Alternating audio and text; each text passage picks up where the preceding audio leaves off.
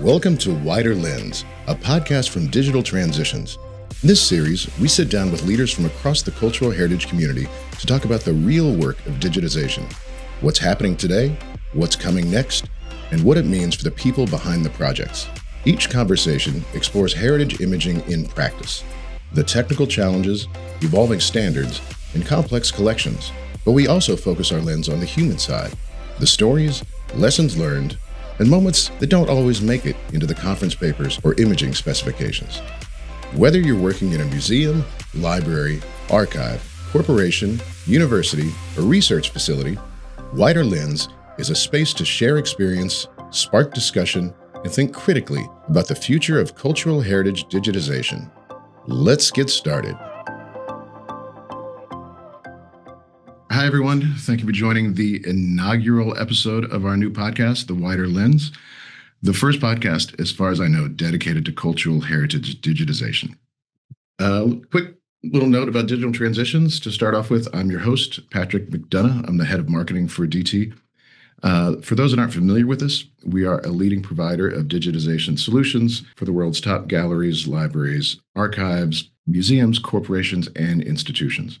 From turnkey digitization solutions, advanced imaging systems, and sophisticated software, to DT's state-of-the-art Service Bureau division and our unparalleled training and expert service and support team, for over 2 decades, DT has been trusted and relied upon by the world's top organizations looking to achieve the highest level of imaging fidelity and efficiency, because we believe every detail is worth preserving. And that's the end of the sales portion of the podcast. I promise we can get to the actual content now. So the whole purpose of the Wider Lens podcast is to continue DT's mission of sharing knowledge by featuring one-on-one discussions with leaders in the world of cultural heritage digitization, and to bring a more human point of view to the challenges those working in CH face. On that note, today's guest is Clifford R. Harrison. Cliff is the Senior Manager of Digital Programs at the Purdue University Libraries and School of Information Studies. All right, Cliff, why don't you introduce yourself, maybe give a little background to everybody on what you do and what's going on at Purdue and how you got to be in this world. Sure, yeah. And, before I get started, I just want to say thanks for inviting me to be on the podcast. It's really exciting, and I'm interested to see, the next couple of episodes and see where this goes. Yeah, absolutely. Me too. Yeah. So yeah, just to give you a little bit about my background, in terms of how I got into cultural heritage digitization. I've been in academic libraries for quite a while now, almost a couple of decades, and at my previous role at Eastern Illinois University, I was tasked with helping to get the institutional repository populated with content. And so I was put in charge of supervising some students to digitize things from the archives, to get them put into the new IR, which I think this was around 2012. And there was, if you remember that era in digitization, it was sort of this it was sort of funny because even then people were thinking they were behind, oh my gosh, we haven't started, getting our digital collections together. And, here we are well over a decade later, and there's still plenty to do. So, but that's how I got, kind of into the world of cultural heritage digitization. And of course, back then it was all just flatbeds, at least where I was. And, around that same time, I was finishing up my master's in library science, and was kind of looking for the next opportunity. And I found this the role here at Purdue, where they were looking for someone to essentially take over managing the digitization unit here in the libraries. They had a couple of really large grant-funded projects underway at that time, and the person I think who had kind of started the whole digitization effort here at Purdue, at least within the libraries, had retired, and so it was sort of this hot potato of who's going to be managing the digitization unit, and it wound up in the hands of the the head of metadata, and they had more than they could deal with both the metadata unit and the digitization unit. So they started looking for someone to take that on, and that was the role that I wound up with. And at that time, even here at Purdue, we were still just using flatbeds and one Bookeye 3 scanner. So when I was hired, there was uh, no expectation of photography, of digital photography, of any kind of like the kind of imaging that we're doing today. And I think I mentioned that just because it'll be kind of it it sort of informed how I approached digitization and some of the special challenges that I faced in sort of like building out the program here, that in terms of like moving into digital photography and not having a background in that, and how to kind of learn the things that I needed to learn, and not even knowing what that would be. So um, Yeah, that's interesting. I mean, a background, master's in library science, then you end up needing to learn about photography and digital yeah. imaging. What was that like? What was that transition like for you? And sort of ingesting that new knowledge base to get into that. Well, thankfully, it was pretty gradual. I mentioned the Bookeye scanner that we had, which, for those not familiar, it's I think they call them planetary scanners. It's sort of like an Mm, all-in-one copy stand, but it's still scanner based. So instead of a camera at the top of it, it's basically kind of like the mechanism that's in a flatbed scanner that slowly scans across the surface of the work. And so it's still a pretty slow capture process, mm, um, even if it offers some capabilities that like a flatbed wouldn't have. Um, but it was kind of at the end of its life cycle when I started here at Purdue in 2014, and mm, one of the first things I was assigned to do was figure out a replacement for it. mm, And we looked into just getting like another Bookeye, and we looked at a couple of different things, but I noticed there were these V Cradle dual camera book scanners on the market, and that just seemed like a really interesting idea, because the one that I was looking at back then was made by a company called ATIZ, and it was relatively affordable compared to the Bookeye. And what I liked about it was the modularity. You could, whereas with the Bookeye, it was this all-in-one thing, and when it started to go, you had to replace the whole thing, right? And with something like the ATIZ, you could get the frame, the scanner itself, I guess, and then you could pick out your cameras, you could pick out your lenses, mm. and I just really, that appealed to me because I was in that moment of having to replace a whole big piece of equipment, and I thought, well, down the line, if something goes wrong, we'd have less to replace. Yeah. And the And other, was yeah, that the first was that the first instant capture system that you worked with, moving from the planetary scanner? yeah, yeah, that was.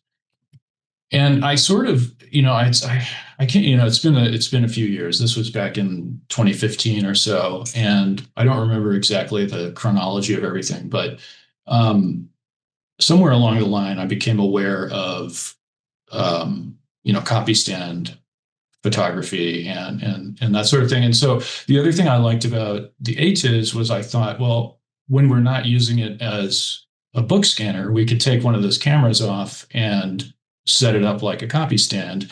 And this would be a way to kind of increase our, versatility in terms of the kinds of projects we could take on, and the materials we could digitize. But yeah, I was immediately faced with this problem of like, okay, well, how do you operate this thing? And, how do you, how do you set up the cameras, and how do you do all of the things that you need to do Yeah. to actually make use of this equipment? And luckily, I was already aware of this. What was it? It was called the Campbell Center for Historic Preservation Studies. I don't think they're around anymore, but it was this old college campus in Mount Carroll, Illinois, and they ran this historic preservation studies um, sort of like workshops out of there. And you could, if you were, into historic preservation, you could go there and learn how to preserve gravestones. Or I remember they had one Hmm. on antique firearm preservation. So if you Wow. had an old musket in your collection, you could go there, and it was this like, the way the workshops were set up was, they were like these 5 day long on-site, residential kind of thing. So you could really get this immersive training. And they happened to, right at that moment, they happened to be offering one on photographic museum collections. Nice. And so I quickly signed up for that and went and learned not just kind of the principles of cultural heritage imaging, but a start to finish workflow that was sort of general enough that it could be applied to any kind of setup of software and camera combination. And that's what got me off and running. And I could then, I was able to bring that knowledge back and share it with the staff here, and that's how we got started. Amazing. I know you and I briefly talked a little bit about um, just getting good training, like people coming into this Yeah, industry and not quite having the knowledge. Because if you have a background in, like you said, like library science, or you have a background in photography, neither one of those is really a perfect fit for this type no. of digitization. So, what do you do now? Like, that sounds like a really unique course that you were able to take. Are things like that still available when you bring people onto your team? Are you sending them for training? Are you training them yourselves? Are there resources to help out with that for new people these days? Great question. I would love to know if there are other opportunities like that.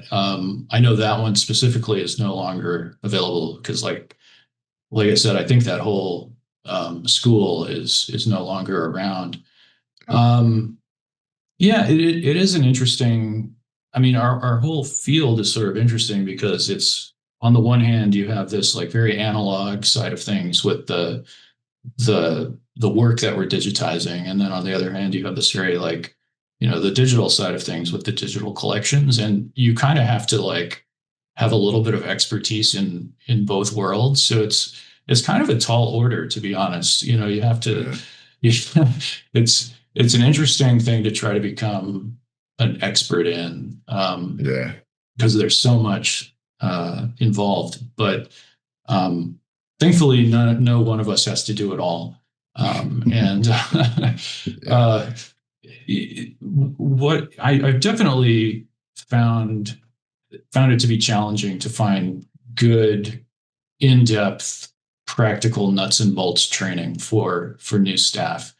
Um, there's a lot of great resources out there, but I think a lot of them are pretty high level, or they assume a level of expertise already or a level of understanding. And it can be challenging to kind of, find that middle ground that's appropriate for people that need to just learn how to operate the equipment and understand a little bit of the principles behind what they're doing. Do you think? I guess what are your thoughts when you're looking, you're evaluating somebody to say join your team, and there's certain things that can be trained. You can teach somebody now, like you can teach someone how to push buttons, but do you see certain traits that or abilities that are harder to train, and you kind of look or prioritize when you're hiring somebody versus like, okay, they don't know maybe exactly what an f-stop is or something, but we can train them on that, but I need them to have this ability to for them to be effective in this role. I think it's things like curiosity. I mean, it's those things that are really hard to I'm not going to say you can't like develop curiosity, like a person can't develop curiosity. Um, but I think those things, that kind of thing, is really helpful. Just Yeah. coming in, if you're interested in knowing why a thing is the way it is, or you know, uh, just having that tendency to ask questions and Mm. and want to know. I think what I always say is there's a lot of information about how to do things, like you're saying, the push this button in this Mm. order and that kind of thing. Um, but there's not a lot of information about why. Mm. And or if there is, it's highly technical, and Yeah. you need to be an imaging scientist to really kind of become fluent in that Yeah. space. For sure. That resonates with me. From my own experience, just in the marketing world, hiring people, curiosity is one of the top traits I look for. And it's one of the reasons in an interview, just asking somebody what their hobbies are outside of work. And, I don't really care about their hobbies too much, but when somebody tells me they don't have hobbies outside of work, it's sort of a signal that they're just not a curious person. Because curiosity, like I said, leads to people asking questions and a lot of times diving a little bit deeper, trying to figure things out a little bit further than what might be obvious on the surface. And those people tend to be much more effective and learn more and go further. So with all that said, when you do hire somebody, what is your process now? Like, where do you guide them to? How do you onboard them? Thankfully, I've been pretty lucky. So I've been at Purdue for a little over a decade now, and we've had, I would say, and given the time that I've been here, we've had very little turnover. That's nice. And so I haven't had, I'm laughing at Martina's question in the chat there. I haven't had this isn't something I've had to really deal with over and over and over again. And so I think I might, relative to someone who has a lot of turnover, or somebody in a similar role who's needing to constantly provide that kind of training, I might not have the best process worked out simply because I haven't had to do it very much.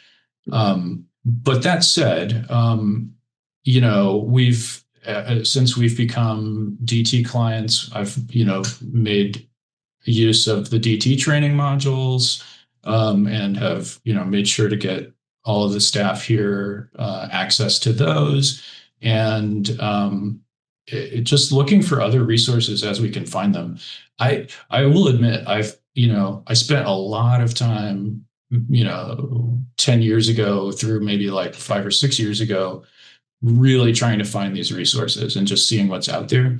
And I would not at all be surprised if some of these gaps have been filled in the meantime. I haven't necessarily stayed completely current on everything that's out there. And I was just made aware of we actually just hired a new imaging specialist, and he showed me something that he had found just through a quick Google search, and it was like, I've never seen that. I don't think that existed back when I was, really scouring the internet for these kinds of resources.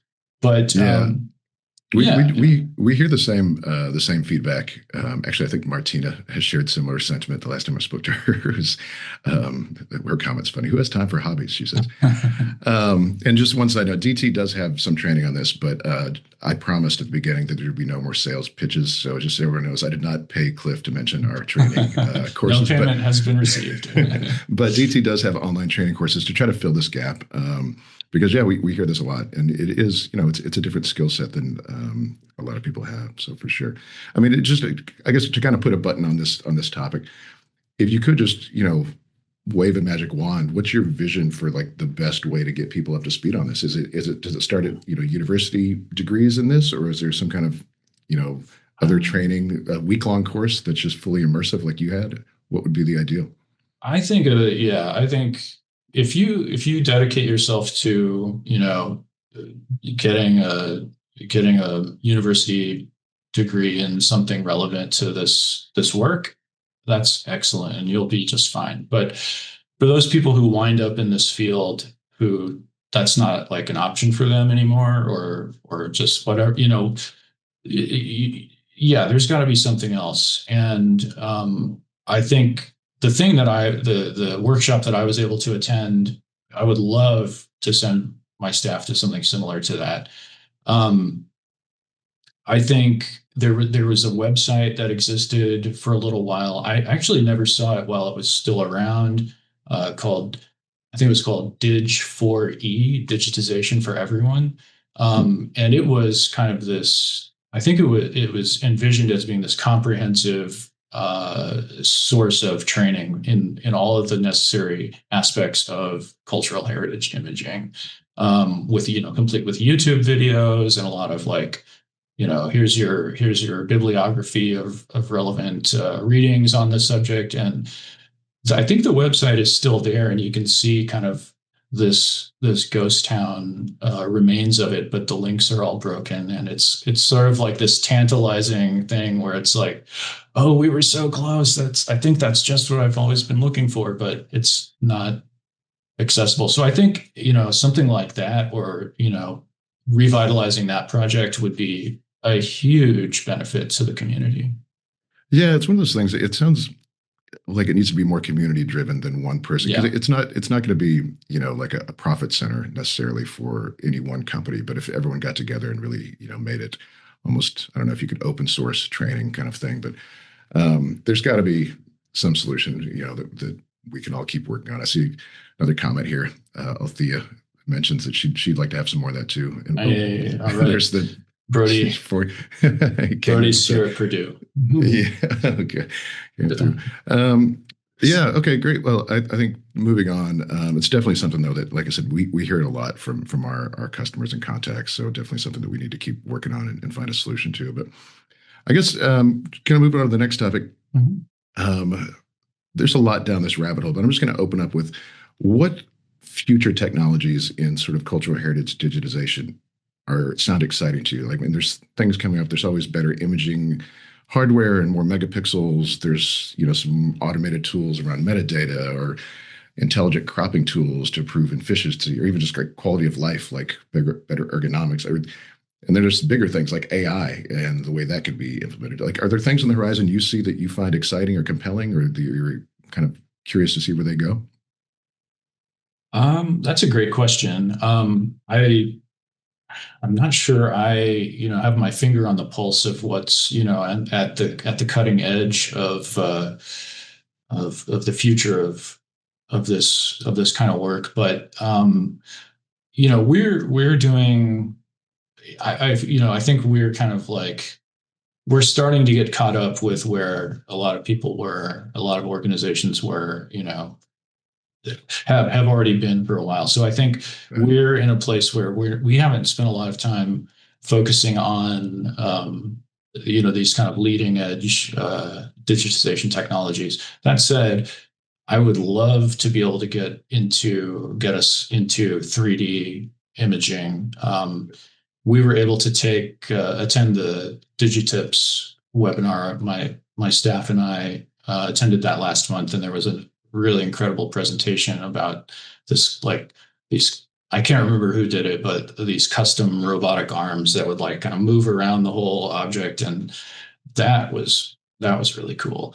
But we have some collections that are, that both in the archives, that are both, the kind of works on paper kind of thing, but also have some artifacts, and just the ability to kind of make those a little more accessible to people through 3D imaging, and then integrate those into, like, being at a university, teaching and learning outcomes are very important, right? So being able to kind of utilize those through in classes and things like that, I would really be excited to get more into that. But And just to educate those of us that maybe don't know exactly what this means, because we hear 3D imaging used in a lot of ways. Like, for some people, it's photogrammetry. For some people, it's like an actual 3D, like almost like VR goggles. You could see the thing in 3D image. There's also like 2.5D that we're seeing a lot more of.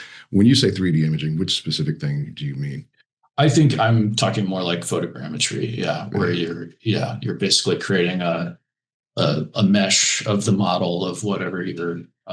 But it's so, I mean, it gets so technical, and like getting the surfaces accurate, and the textures and the reflection, and there was a lot of talk about, in the presentation I just mentioned, about like the difficulty of representing like a gold, something made of gold, like a gold object. And it's not just color, it's all kinds of other things.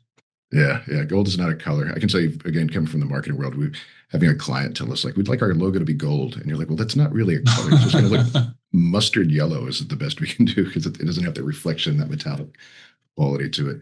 Yeah, photogrammetry, really, really cool stuff, and it's come a long way. I remember looking at some of the stuff they're doing with that maybe 8 years ago, and it was pretty cool, but also pretty crude in terms of the results they were getting. But yeah, these days we're getting closer and closer to it being kind of a practical use case for the right material.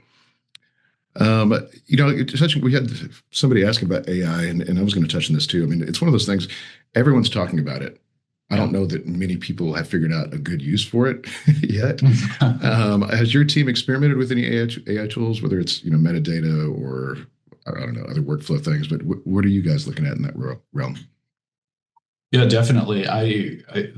We've already used done a little vibe coding to kind of come up with just a few basic scripts to help automate this or that process, and it's nothing too exciting. It's mostly just like, hey, sort this folder full of files into the so some person doesn't have to be left with that task, and that's what we've done so far. But yeah, definitely the metadata thing is really intriguing because we've got these photo collections of tens of thousands of images, and somebody's got to look at all of those and make an assessment about who or what is in this photo, come up with a title, description, and especially with the Title II web accessibility changes coming into effect, having that good metadata and making sure all of the alt text and everything that goes along with the online accessibility, there's going to be a ton of work to do, especially with remediating old collections. So if there's a way to leverage AI to kind of assist with that, that's going to be a huge task where I think some benefit could be seen. For sure. I think there's this initial reaction when people talk about digitization and AI. I think the initial reaction is this like worry that you're using it on the image, like the sacredness of the image is going to somehow be corrupted with AI use. But really, it's like I said, metadata, file kind of organization and treatment. We actually, I don't know if anybody that might have seen DT's Roundtable this past fall, but we shared a project we did with NASCAR Hall of Fame. Same kind of thing. We're just using AI to source metadata where you can say, find this sponsor on a car from a picture, from the 1990s or something, and being able to, because, they have tens of thousands, maybe hundreds of thousands of images. And exact problem you're talking about, like who's going to sit there and go through every one and write out every bit of metadata. And yeah, we were able to do some really cool stuff with AI, really kind of mind blowing. But again, it's early days, and I'm sure there's other use cases that we haven't even thought of yet. But I think those things where, like you said, a human being just sitting there going through a folder and item by item reorganizing, and just the time suck that is, being able to automate that is a big improvement. We got a few minutes left here before we get to the Q&A. I'd feel remiss if I didn't bring up, talking about world-changing technologies. There's been a recent push to go back to the moon. We have NASA's Artemis project, which was supposed to launch, I think, last week, and they had to postpone it because they had a leak of hydrogen fuel, which, all these years later, still tough to work with. But bring that up because Purdue has the Neil Armstrong collection of material. I don't know how much you can talk about that or share about that. I just feel like there's a lot of stuff about going to the moon in the news right now, and it'd be kind of an interesting topic to touch on. So what can you tell us about that collection and what you guys are doing? Yeah, absolutely. Actually, we are in the process of ramping up for a 5-year project to digitize the entirety of the Neil Armstrong Papers collection here at the Purdue Library's Archives and Special Collections. So we were very fortunate to get some funding to support this project, and it supported the purchase of some new equipment, some new staff, and some new sort of under the hood systems, some back end systems that we're going to be implementing or in the process of implementing right now. And this is a really exciting project. It's something like, I think it's around 200 cubic feet of materials. And we've got a approximately 5-year timeline here to coincide with the 100th anniversary of Neil Armstrong's birth in 2031. Will that be? I think. It seems like, a million years away, but it'll be here really soon, I'm sure. But yeah, that's a really fascinating collection. We actually did a pilot project with that one where we digitized about 7,000 pages of speeches by Neil Armstrong, so that it was like, Wow. the actual pages he took up to the podium with his notes and his jokes, and that was a really interesting introduction. So I'm excited to see what we see, what else is in there.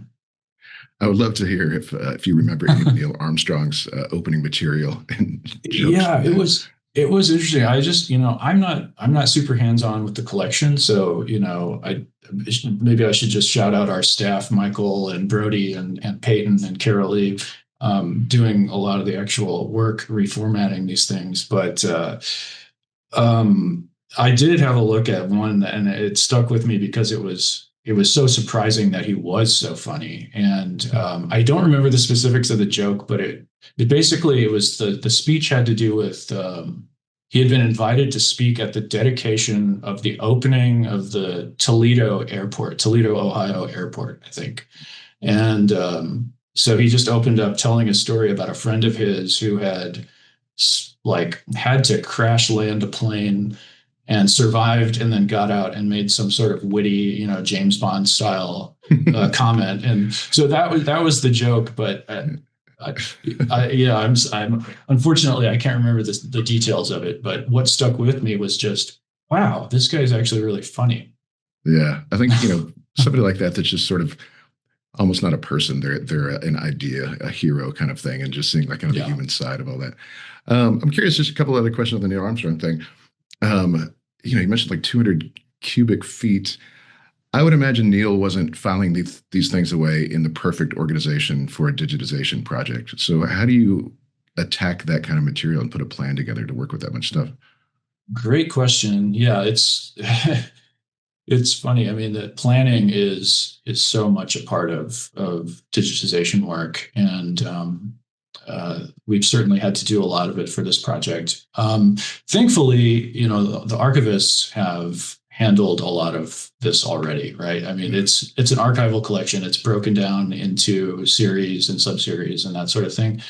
And so that's kind of how we're going to approach it. We've been, I say we, but mostly the Joe Trumba, the flight and space archivist here, and other staff in the archives have been going through and looking for the series that are going to be the most easy to get started with. And easy could mean in terms of fewest issues with copyright clearance, or personal information, or those kinds of things, or just they need the least amount of work to get them ready for digitization. So I can't tell you exactly what those series are off the top of my head, but that's the way we're going to approach this one. Is just kind of look for the easy stuff, make some headway, and then kind of deal with the hard stuff later when we're hopefully ahead of our timeline. That's the plan anyway.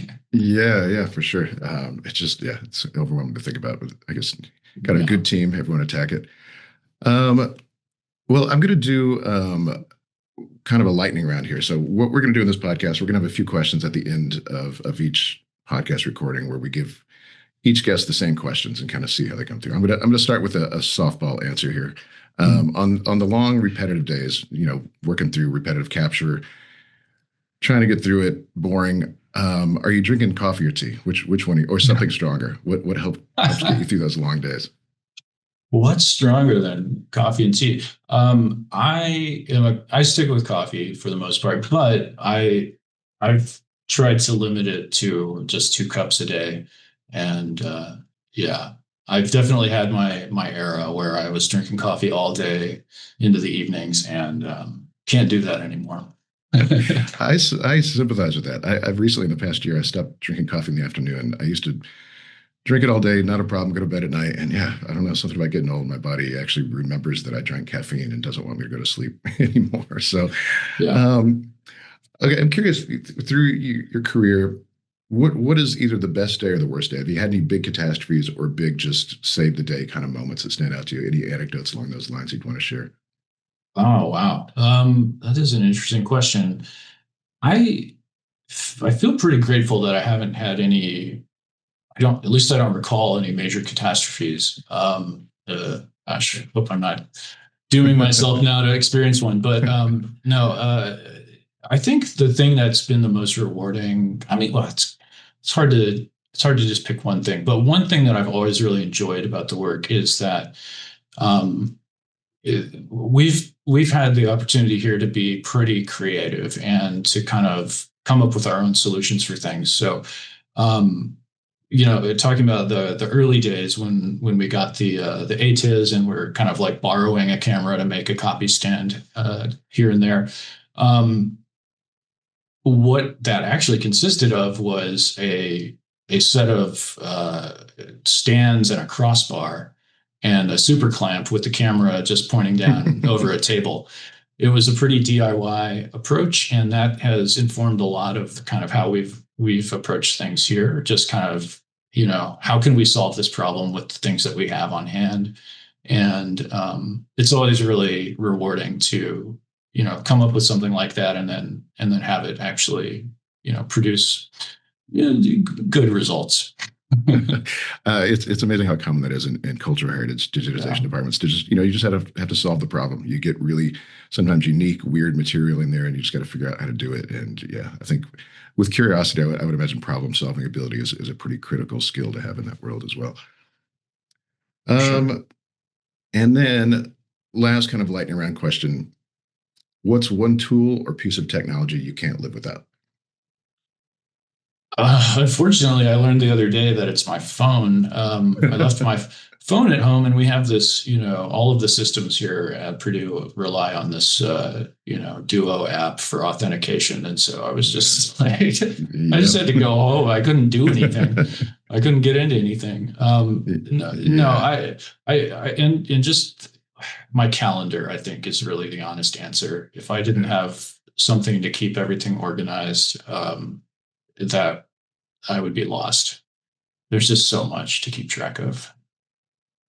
Yeah, absolutely. Yeah, I live and die by my calendar. If there's nothing on my calendar, I just sit in my chair staring at the wall. I have to have stuff on there, or I Yeah. won't know what to do. Um, Great. Well, I guess at this point, I'm going to switch over to our audience Q&A and see what we got there. If there's nothing too scary put in there. We got one about AI development and how it's going to affect digitization workflow. We touched on that a little bit, but I don't know if you have any other thoughts on that or anything else you want to touch on. I mean, I think you're right. It's a little early yet. I mean, people are still kind of trying to figure out what all the use cases are. And I mean, I think the technology is still also in its early days, even if it seems super advanced at this point. So I I don't know. And I think it's a Yeah. wait and see kind of thing. Yeah, I think I can't remember a time when I've seen so much excitement about something that people aren't quite sure what it's going to do and how Mhm. best to use it, or if it's going to end the world, or make every human being obsolete, or whatever it might lead to. It's rarely the best case or the worst case. It's usually somewhere in between, but it's a really odd time trying to make sense of all this right now. So we have a question here from Evan Blacksea, who's wondering about Purdue and the DT systems and the security between the time of capture and kind of the final resting place of the image asset. And do you create any of these? Do you digitize offline, basically, like no kind of for security reasons not connected to the internet, or what is your process for keeping these things secure? I'm curious if that's even possible with sort of like the validation tools that you have to have in place to, you have to be signed in, I think, to use Capture One. So Oh yeah, I'm sure there's a workaround for that, but no, we do not. I think we just rely on our Purdue IT staff to keep us secure. And yeah, yeah, no, we're our workflow. Hopefully, not revealing too much here, but yeah, we are networked, and we capture to a local machine and then put them on put the files on a server where they're then accessible to the people that are going to do the post processing. So we would not be able to do our work without some amount of being online. yeah, for sure. Um, Sort of in that vein, I'm curious. I mean, you mentioned earlier, starting with like the planetary scanner and instant capture and all these technologies shift and evolve. And we talked about AI now, but when you're digitizing a collection now, like how do you address future proofing things? Mm. Just the way as quickly as things evolve, like how do you make sure you're getting an image that's going to be useful 20 years from now, where you're not going to have to digitize again? What are those concerns, and how do you address them? Well, best practices and just following the recommendations of the people who think about these kinds of things more than I do. Hmm. That's what I do. But that said, it's a great question, and it actually came up in the DigiTips in one of the conversations. It might have been in one of the sessions or in the all presenter Q&A at the end, but there was discussion about this, and when do you go back and reimage and that kind of thing. And I think it's all very situational. It depends. Obviously, we'd want to there. I can point to certain collections or works that I would love to go back and reimage now that I know a little better about how to do things. But um, you just can't do it all, and you've got new things to work on, and you really have to just be, I think it's just being very intentional about how you're using your resources. And sometimes you may have outside factors, like if there's a lot of demand for something, right, like a highly utilized collection that is getting a lot of requests. It may be worth thinking about going back and it's something that was digitized 20 years ago and redoing it. But I mean, that's the reason we follow all the best practices that we do, is that hopefully we don't have to do that. Yeah, absolutely. And yeah, we actually had somebody else ask a question about, you mentioned history with the ATIS and your planetary scanner, and are you going back to rescan things you scanned in the past with better tech? But yeah, sounds like that covers it. If Would it's not love to. necessary, yeah, it's like you'd always like to have better quality, but unless it's high priority, it's hard to justify that time and investment. Um, got a few more questions here. This one's relevant to one of the topics we talked earlier. For people planning to enter the field in the next few years, what topics or skills would be most beneficial for them to learn beforehand? What would you like to see them coming in already knowing? And that's Um, Sarah Smith, by the way, just to call out, who's sharing this question. So thank you for that, Sarah. yeah, I mean that's a great question. I think if you want to go into cultural heritage imaging, I mean, you and that's the thing. I think you introduced this podcast as being relevant to cultural heritage digitization, which I think it's worth mentioning. That doesn't necessarily mean imaging. That could be audio visual. There's audio visual digitization as well, and that's something that's a whole other um, you know thing to think about. But Yeah. and we actually don't do any of that in house here. So um, I think for example, if you wanted to go into imaging, get a go get a photography degree, or at least spend enough time on your own. You just acquire the skills of understanding the principles behind imaging in general, and then if you're going to be working in the US, probably get really familiar with the FADGI guidelines. And if you're going to be working in Europe, maybe get familiar with the Metamorphosa guidelines. And if you're really serious about it, you might want to look into the ISO. What is it, 19264? And just the the metrics behind how image quality is actually assessed, Yeah. and that kind of thing. It's funny you mentioned that. I had a conversation. Actually, it might have been with Martina, who's on our chat right now. And when you talk about these imaging standards, FADGI and Metamorphose and these things, and it can sound sort of intimidating if you don't know what they are. Um, and I think they're more attainable than people might know. And I think it sounds like, oh my God, that's this huge hurdle and threshold to reach. But maybe just briefly kind of talk through what it takes and what can get you to, like, let's say FADGI 3 standards, those kind of things, and what does that look like for people that aren't familiar with that? I guess just top overview. What does that mean? Yeah. So if you happen to not be familiar with the FADGI guidelines, it's a set of guidelines that were put together by I'm not sure exactly who put them together, but the target audience is actually federal agencies. I mean, that's what the acronym stands for: Federal Agencies Digitization Guidelines Initiative, I think.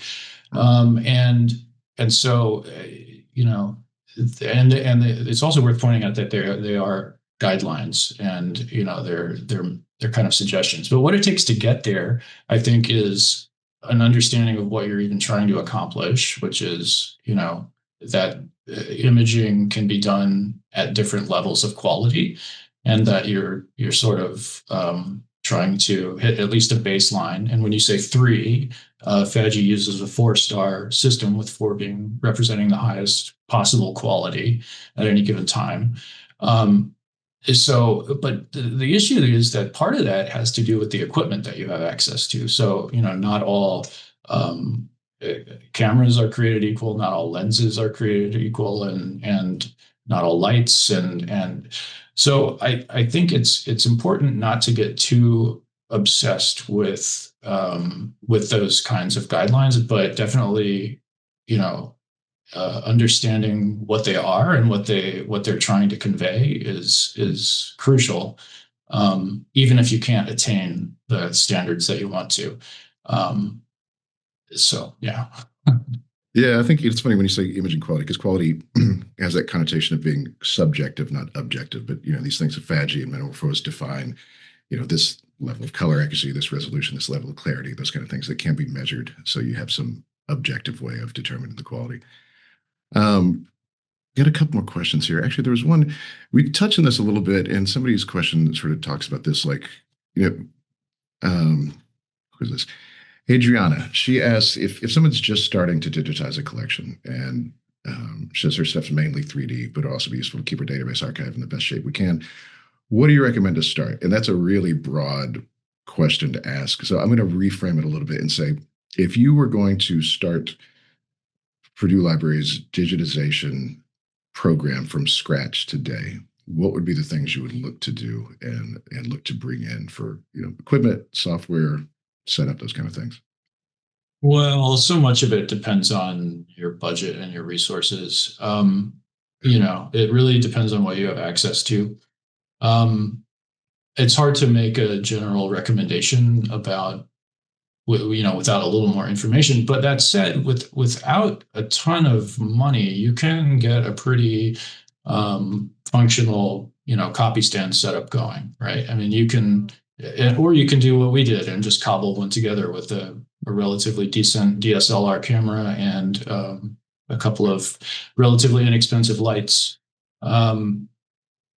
So I would say, figure out what you're trying to digitize, and let that inform the equipment that you need to acquire. I mean, it may be that if you're just digitizing a bunch of 5x7 photographs, maybe you could get away with a flatbed or something like that. I mean, it would be slow, but you could do it. And yeah, DIY is our go-to. I'm seeing in the chat. So anybody who's on the call and is interested in talking about this more, if you want to reach out to me, I'm totally up for that. And it's hard to go into a lot of detail, especially in general, in a format like this. But yeah, gosh, where do we get? I mean, that's a hard question without knowing a little bit more. Yeah, it is tough. It is really broad, from collection type to, like you said, budget to timelines to collection size. And I think